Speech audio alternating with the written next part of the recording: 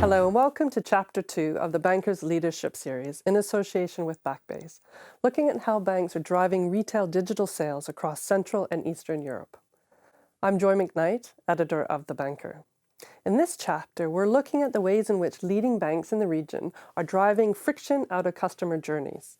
Pierre, from your viewpoint of working with many different banks in the region, what are the challenges that banks face when up and cross-selling to existing customers?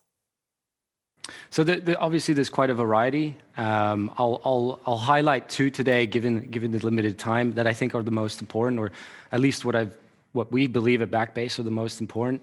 And even though COVID has catalyzed, I think the CEO of Microsoft said that we've seen 2 years of transformation in 2 months in many industries. Cross-selling and upselling is still a very, very challenging topic that we still see is not effectively executed in all markets. And the first challenge really is, even though digital onboarding and these digital channels are coming out and approaching it in a customer-centric way, selling the products themselves are still very inside out and not very outside in. To be able to successfully upsell, it's really not about pushing a product down your customers' throats. It's about being inclusive and being the bank that people love.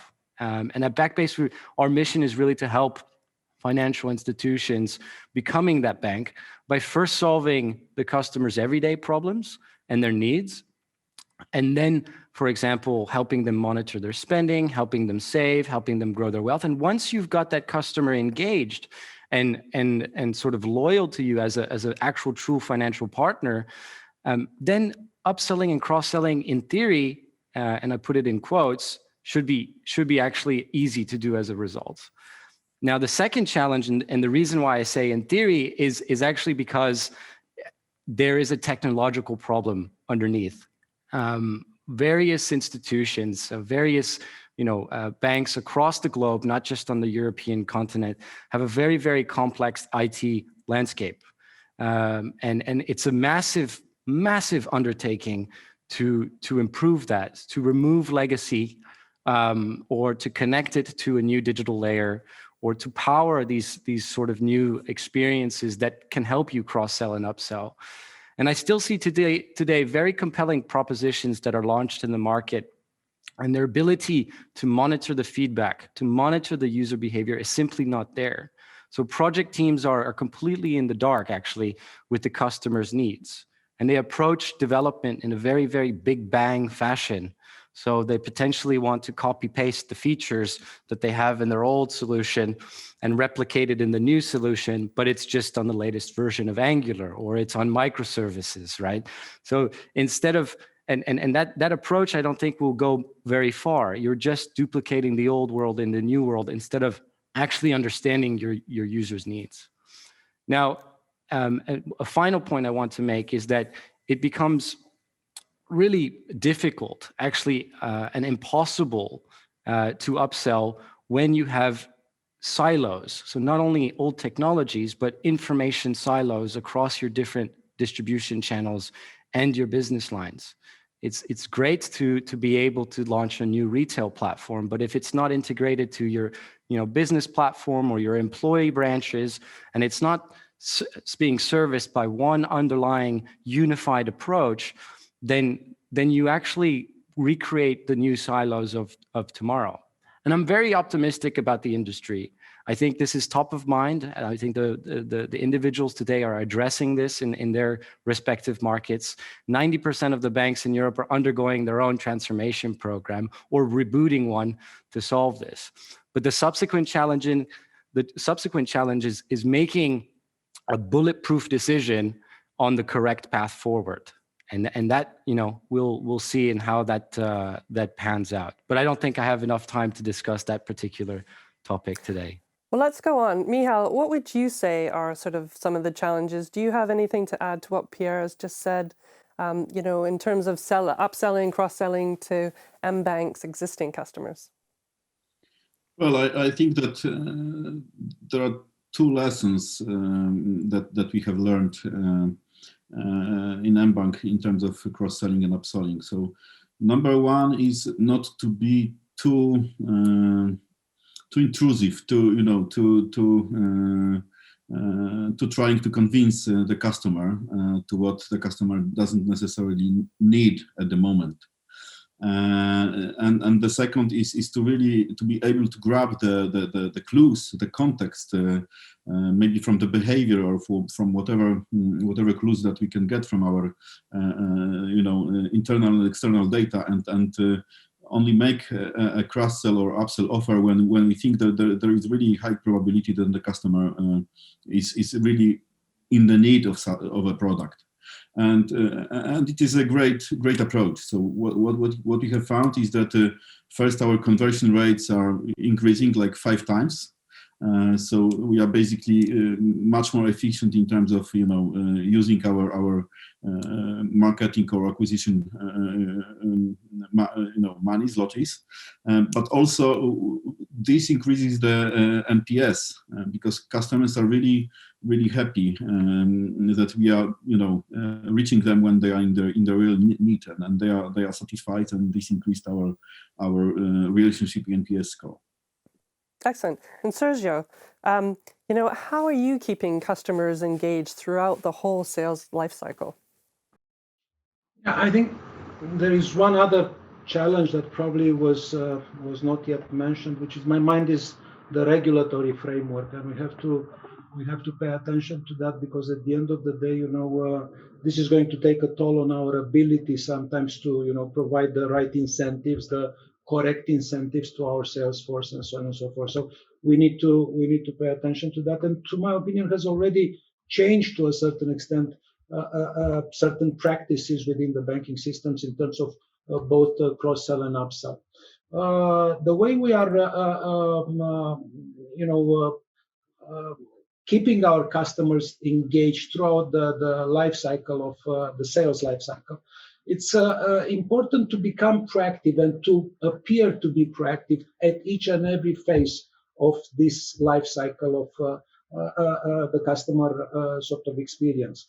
For that purpose, we are looking at the right tools that we need to have, technological tools that we need to have, like a customer data platform, the customer data overall, and the completion of that customer data at the end of the day, and the ability to exploit that data so that you are providing that unique experience to your customer. At the end of the day, the experience is always measured against the expectation. So you have to be able to deliver something which on a regular basis it beats the expectation of the customer, in order to keep him or she engaged throughout the period. Excellent. And Massimo, in terms of how do you differentiate the customer experience for your clients? Let me come back to the broader question on, let's say, cross-selling. Cross-selling is fundamental for the profitability of a bank. We see very often fintech that have a fantastic product, but at the end they are not profitable. And the key reason is the lack of cross-selling at the end. It's also critical mass, investment, and so on, but the key point is cross-selling. So how do you achieve a reasonable cross-selling? The first thing that you have to have is trust. And this is recollects all the things said by Pierre and by Michael and by Sergio somehow, yes. Second point, if we speak about digital sales, is data. Data are fundamental because it's the mean through which you know perfectly your customer. The better you are in managing your data and collecting the information, not only banking information, but having a broader view of the customer, the better you are in meeting the customer proposition at best. The third point that is fundamental for a bank that is not a startup that has not been born digital is the product set. Product set, because I said from one side, if the fintech are a single product, The incumbent banks are products that are not sellable online. So you have to have a good range of products, but they are tailored for the digital experience. The last point is the customer journey and how you, let's say, embed cross-selling in your customer experience.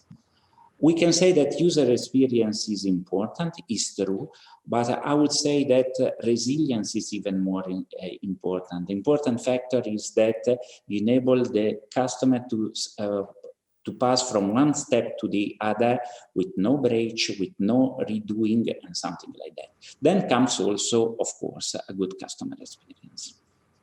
Excellent. And Peter, how is Luminor differentiating its customer experience? Yeah, of course, we are trying to increase our digital capabilities, but reflecting on what Massimo was saying. I mean, over the last 25 years, what I experienced when it comes to cross-selling or upselling is always the question: what is in for our clients? It's completely clear that banks love upselling and cross-selling because, as Massimo rightly mentioned, it's having a direct impact to our profitability. But clients are not in charge of increasing our profitability. They are expecting qualitative service from us when it comes to their financial situation.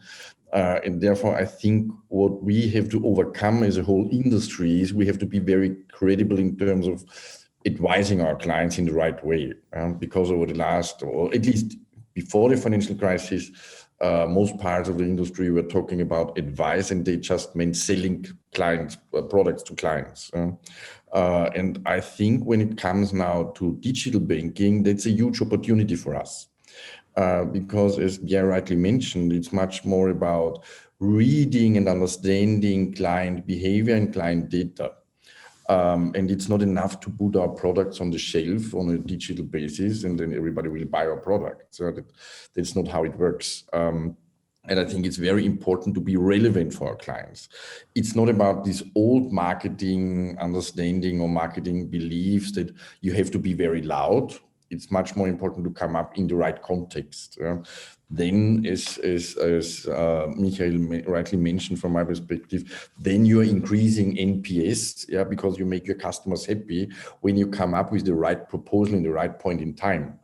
Not coming up with a proposal, for example, take a car leasing product because I'm lagging behind in my car leasing targets. And I think we all know there was a lot of noise over the last years when it comes to incentive schemes in banking and partially mis-selling examples, which really hurt the overall reputation of banking industry.